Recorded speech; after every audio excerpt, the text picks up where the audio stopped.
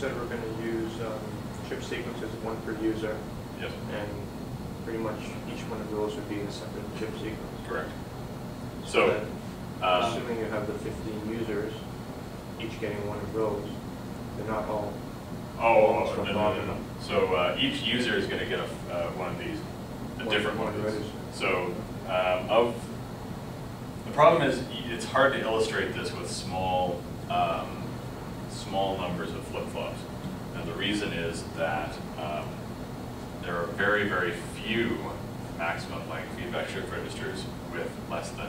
I think there's only one with 3 flip-flops. I think there may be 2 with 4, but there's not very many. So like think of all the possible combinations.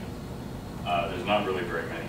What we're going to say is if we don't use gold sequences instead we use these, we're going to give each user a different maximum length sequence. In other words, each user gets a different circuit like this, and they produce different sequences. Oops. Oh, that's right. That's the sequence right there. And so basically each user gets a different sequence. Since these sequences look random, they're going to have very, very low cross correlation. Not 0, but very, very low.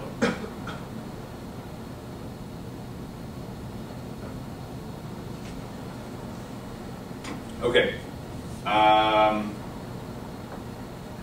So how do we communicate in a multi-user setting? In particular, how do we use everything we've talked about so far to analyze this multi-user setting? So we're going to take 2 approaches.